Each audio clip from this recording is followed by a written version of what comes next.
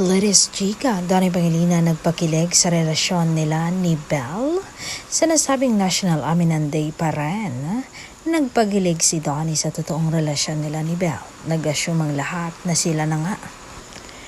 Pero inamin niyang sobrang okay sila ng young actress na nag-umpisa ang lahat nung he's into her. Ang masasabi ko lang, sobrang okay kami. Yung relationship namin at nandito pa rin ako, andito ako, hindi mawawala yan para sa kanya.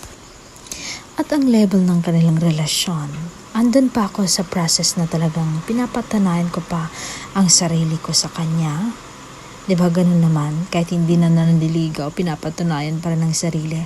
Araw-araw pa rin, hindi ako hihinto hanggat dumating yung panahon na kami na hanggang dulo.